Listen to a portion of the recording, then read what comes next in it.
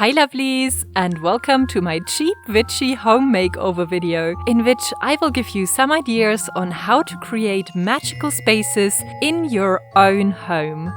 While we chat about the benefits of finding and making space for magic in your room or house, I will show you how I am giving parts of my house a witchy makeover on a budget. Today I will be designing several areas of my witch's cottage. First, I want to transform my balcony into a meditation space and celestial sanctuary. Then I will set up and organize my witchy apothecary and study area, where I do all my witchcraft-related reading. And last but not least, we will give my bathroom a witch makeover in order to have a truly enchanted place for grounding, bath and cleansing rituals. And let's be real, to drink the occasional glass of vino while hiding from my kid and the world. But first, let's talk about what sacred magical space means.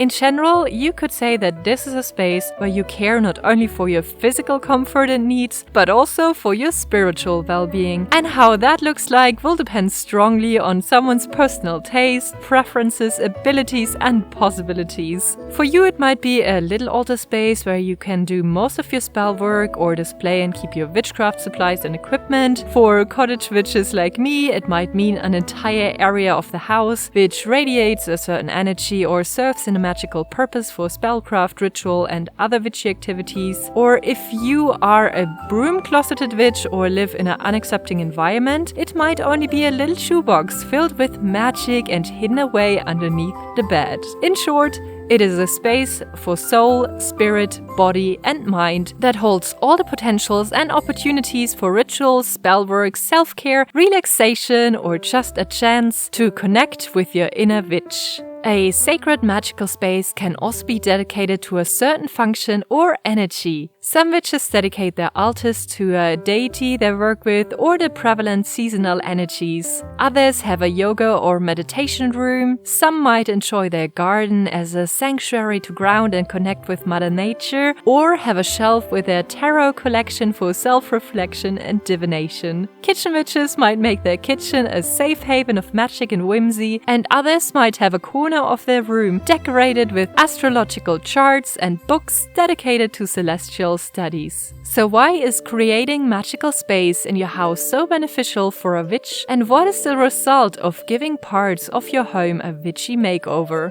A lot of people interested in a witchcraft path find it hard to practice witchcraft regularly or to feel the magic every day. But what helps is to have a dedicated area that carries their own magic and has the ability to remind you and invite you in for some witchy self-care, reflection, shadow work, spellcraft, grounding, or whatever else you need at that moment.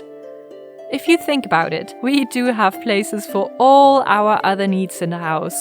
A bedroom to sleep in, a kitchen to eat in, and a bathroom to, well, powder our noses. Having a dedicated magical space for your witchcraft practice just makes it more likely that you remember this gift and for it to entice you to make time for yourself and your spiritual, physical, and mental well-being too. Of course, it is also awesome to have a space where you can keep all your witchy supplies and don't have to search through all your belongings before you find that certain deck of tarot cards or that tiny bottle of herbs you need in that specific moment. But how do you create magical space in your house, and how can you give your home a witchy makeover? Before diving headfirst into a witchy home makeover, you first want to assess some things. First of all, you need to find a perfect place or setup. And we already have heard before that this can vary wildly and that size doesn't matter.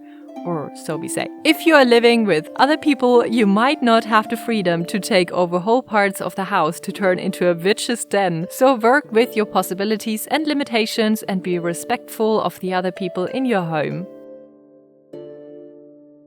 If you own little demons, furry or human, you might also want to make sure that the space is out of reach for them. The location of your magical space should fit its purpose. If you want to practice mainly kitchen witchery, you might want to choose to give your kitchen or spice rack a witchy makeover. If you're mainly working with lunar energies, you could pick a place outside or at a window. If you do follow folk witchcraft, you might want to choose your spot depending on cultural superstitions and beliefs or cardinal directions and so on.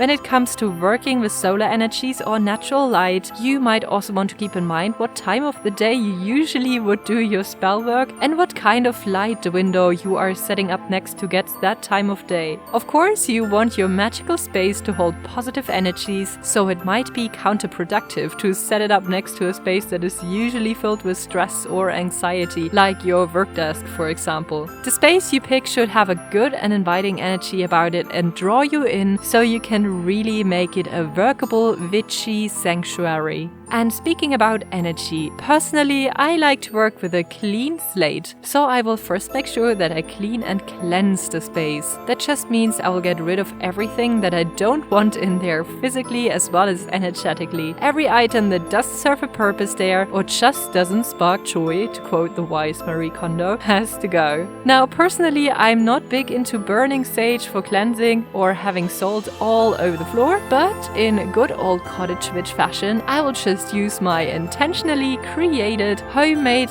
cleaning supplies. Other options to cleanse energy are, for example, by visualization, with a besom, or with sound. You could use music, wind chimes, bells or drums, or even sing. Once you have a blank canvas, you can then start to bring in your witchy equipment or decor and of course invite in desired energies through symbols, sigils, colors, scents, or simply by calling them in with your words.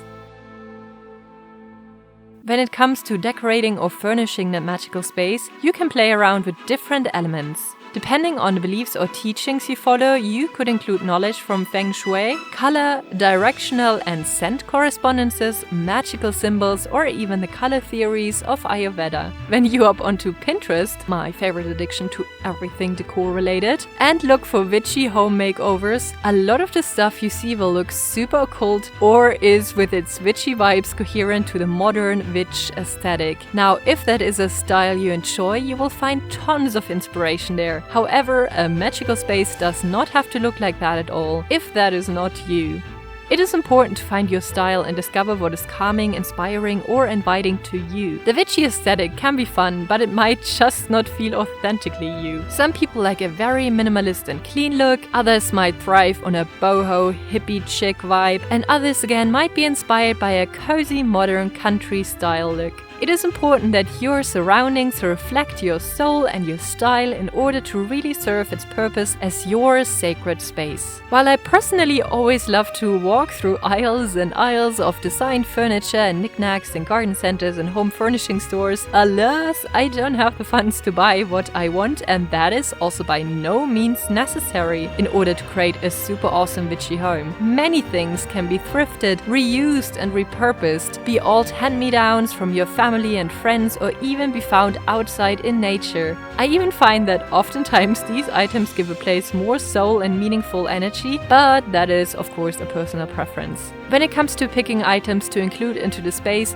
there is really not much to say except they should ideally feel special and personal to you, and of course it would be beneficial to include things that can fulfill a purpose in spell work or ritual. If that is now candles, a mirror, a yoga mat, a picture of a family member, a deity statue, an incense burner, holiday keepsakes, flowers, a feather, or a collection of herbs is again completely up to you. Personally, I enjoy candles for the atmosphere as well as witchcraft workings, notebooks and pens, as a lot of my spell work and rituals revolve around writing things down, and of course plants. Which, by the way, are also a great way for urban witches to bring some of Mother Nature's energies and beauty into your home. Plus, they are very beneficial to air quality. The proper lamps and lighting rounds it all out for me and gives the magical space a mysterious, calming or reviving quality. What to do after you have created your magical space? Well, first of all, you might want to enjoy by just taking it all in.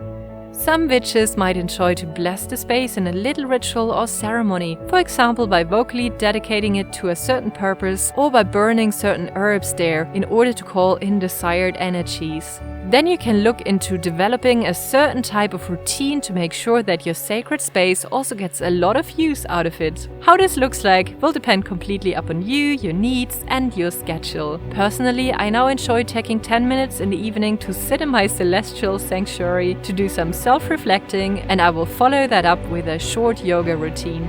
and in the mornings I occasionally will do a little self-love spell in my witchy bathroom. I do find it to be helpful to keep the magical space clean and clutter-free, so it stays welcoming and pure. And I'm sure that once in a while I will find new enchanted things to add to it and old things to replace. Stay tuned in with your needs and feelings as well as the energies that your magical space evokes in you, so you can see when it is time for a change. Now I do hope you have enjoyed this witch home makeover, and now I would absolutely love to hear if you have a dedicated magical witchy space in your home too, and how that looks like for you. Let us know in the comments down below if you have any tips and tricks when it comes to creating magical space in your house. I wish you a most enchanting day, and I will see you very soon.